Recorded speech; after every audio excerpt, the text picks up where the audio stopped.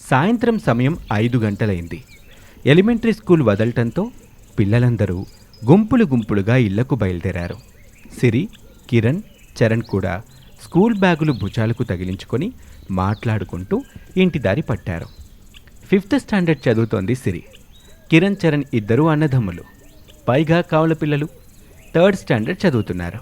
తమ్ముళ్ళు క్లాస్ రూమ్లో సైలెంట్గా కూర్చున్నారా, లేకపోతే ఒకరి మీద ఒకరు పడి కొట్టుకున్నారా? మేం కొట్టుకుంటే మేడం నిన్ను పిలిచేది కదా సిస్టర్. ఈరోజు నిన్ను మేడం పిలిచిందా? లేదు. అయితే మేం కొట్టుకోలేదు అని చెప్పగానే సంతోషంగా సిరి నవ్వుతూ తన తమ్ముళ్ళని తీసుకుని ఇంటివైపు నడుచుకుంటూ వెళ్తూ ఉంటుంది. స్కూల్ నుండి ఇంటికి వచ్చే దారిలో పెద్ద మామిడి తోట ఉంది. సిరి తన తమ్ముళ్లతో కలిసి ఆ తోట దగ్గరికి వచ్చింది. అక్కడ ఆగింది. అక్క, ఇక్కడ ఎందుకు ఆగిపోయావు? మనం కాసేపు ఆ తోటలోకి వెళ్ళి ఆడుకుందామా తమ్ముళ్ళు?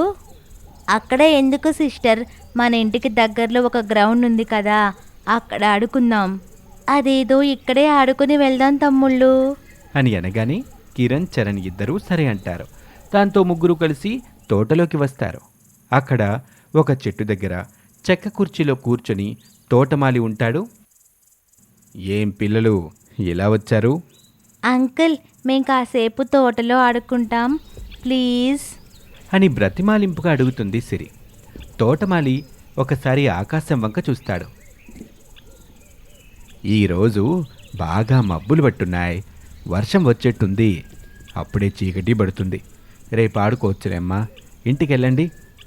ప్లీజ్ అంకుల్, తొందరగా ఆడుకొని వచ్చేస్తాం.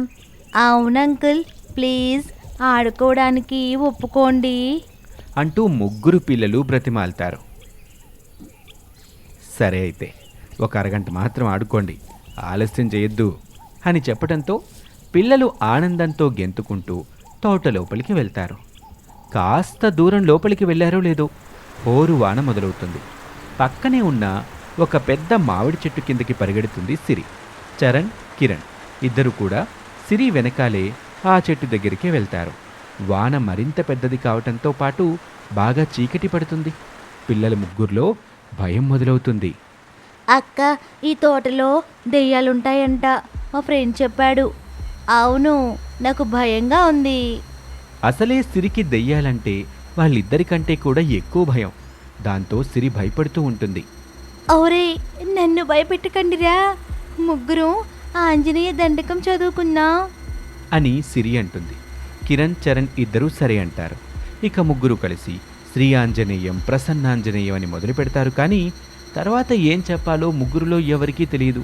ఏం చెయ్యాలో అర్థమూ కాలేదు.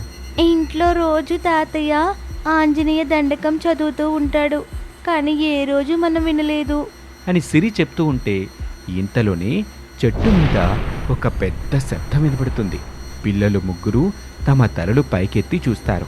పైన మామిడి చెట్టు మీద ఒక పెద్ద దెయ్యం కూర్చుని ఉంటుంది. పిల్లల్ని చూడగానే ఒక్కసారిగా చెట్టు మీద నుంచి కిందకు దూకింది దెయ్యం. తమ ముందుకు దూకిన దెయ్యాన్ని చూసి ముగ్గురు పిల్లలు భయపడిపోయారు. అది గమనించిన దెయ్యం, భయపడకండి పిల్లలు, నేను మంచి దెయ్యాన్ని, మంచి పిల్లలని ఏమీ చేయను అని చెప్పింది. అయినా సరే పిల్లల్లో భయం పోలేదు. అప్పుడు దెయ్యం ముగ్గురు పిల్లలకి తలా ఒక చాక్లెట్ ఇచ్చింది. భయపడుతూనే పిల్లలు ముగ్గురు ఆ చాక్లెట్ తీసుకున్నారు. చాక్లెట్ తిన్నాక వాళ్ళకి కాస్త ధైర్యం వచ్చింది. ముందుగా సిరి తడబడకుండా ఇలా అంటుంది. మేము ముగ్గురం మంచి పిల్లలం, మమ్మల్ని వదిలేయి అని అనటంతో కిరణ్, చరణ్ ఇద్దరూ కూడా వంత పాడుతారు. అవును దెయ్యం గారు, మేము చాలా మంచివాళ్ళం. మా అక్క చెప్పింది నిజమే దెయ్యం గారు, మేము చాలా అంటే చాలా మంచివాళ్ళం, మమ్మల్ని వదిలేయి అని అంటున్న ఆ ముగ్గురిని చూస్తుంటే ఆ దెయ్యానికి భలే ముచ్చటేస్తుంది. మీరు మంచి పిల్లలైతే ఎప్పుడైనా ఎవరికైనా సహాయం చేశారా అని ఆ దెయ్యం అడుగుతుంది. దాంతో ఆ ముగ్గురు పిల్లలు చాలాసేపు ఆలోచిస్తారు. ముందుగా కిరణ్ తేరుకుని ఇలా అంటాడు. మేమొక్కసారి ఒక తాత రోడ్డు దాటడానికి ఇబ్బంది పడుతుంటే చెయ్యి పట్టుకొని దాటించాం. నేను మా ఫ్రెండ్స్తో కలిసి ఒకసారి వరద బాధితుల కోసం డొనేషన్ కలెక్ట్ చేశాం. మరి ఇంట్లో అమ్మా నాన్నలకి సహాయం చేస్తున్నారా? నిన్న ఏం సహాయం చేశారు? అని మళ్ళీ అడిగింది ఆ దెయ్యం.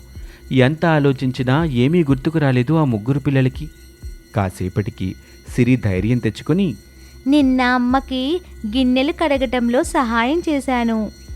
మంచి పని చేశావు. అని దెయ్యం సిరిని మెచ్చుకుంటుంది. అక్క చెప్పిన అబద్ధం దెయ్యం నమ్మేయటంతో కిరణ్కి చరణ్కి ధైర్యం వస్తుంది. నేను నిన్న నాన్న బైక్ని శుభ్రంగా తుడిచాను. నేను తాతయ్యతో కూరగాయలకి వెళ్ళి ఆ కూరగాయల సంచిని మోసుకొచ్చాను. అని ముగ్గురూ చెప్పిన అబద్ధాలు విని ఆ దెయ్యం నవ్వుకుంటుంది. మీరు మంచి పని చేశారు. అయినా ఒకసారి మీరు చెప్పింది నిజమో కాదో కనుక్కుంటాను.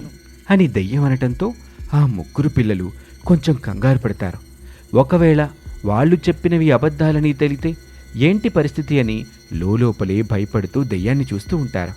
ఆ దెయ్యం కళ్ళు మూసుకుని ఏదో మంత్రం చెప్పటంతో దాని చేతిలో ఒక సెల్ ఫోన్ ప్రత్యక్షమవుతుంది. మీ నాన్న నెంబర్ చెప్పండి.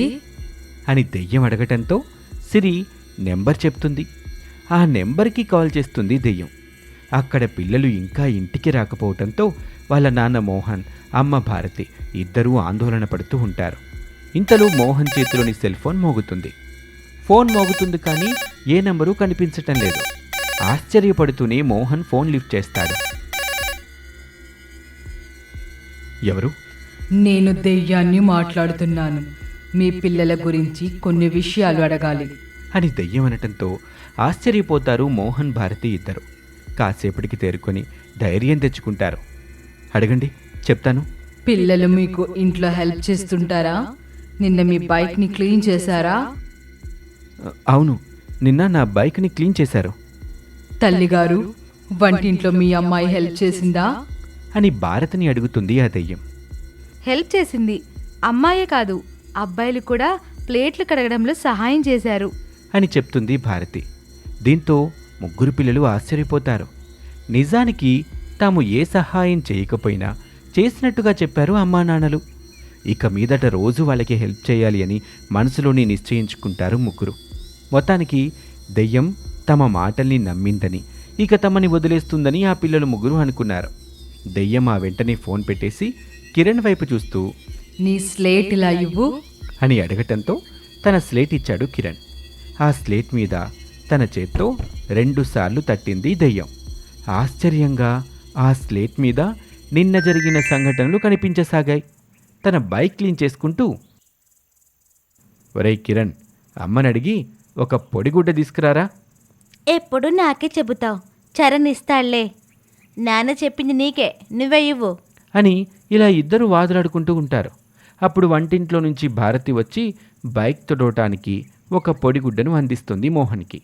ఇక వంటింట్లో గిన్నెలు తోముకుంటున్న భారతి సిరిని పిలుస్తుంది.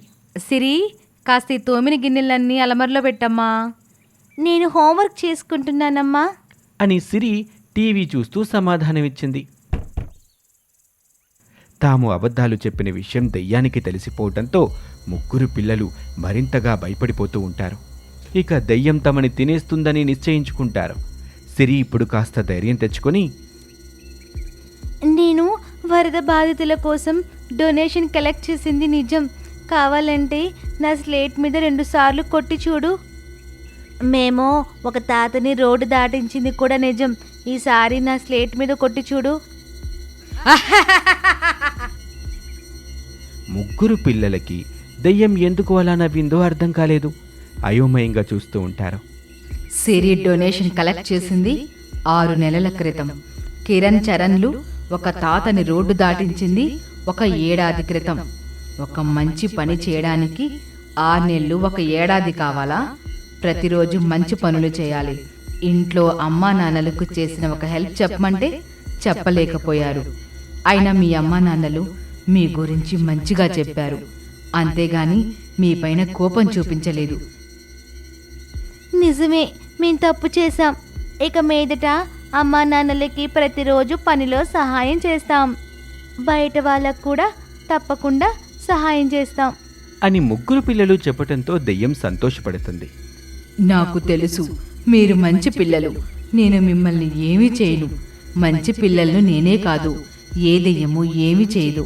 మీకోసం మీ అమ్మా నాన్న తోటమాలిని తీసుకుని వస్తున్నారు. ఇక నేను వెళ్తాను అని చెప్పి ఆ దెయ్యం చెట్టు పైకెక్కి మాయమైపోతుంది. తోటమాలితో పాటు పిల్లల్ని వెతుక్కుంటూ వచ్చిన మోహన్ భారతీలకి పిల్లలు కనిపించటంతో, అమ్మా, ఇక నుంచి నీకు అన్ని పనుల్లో సహాయం చేస్తానమ్మా. నాన్న, నేను చరణ్ ఇద్దరం నీకు సహాయంగా ఉంటాం.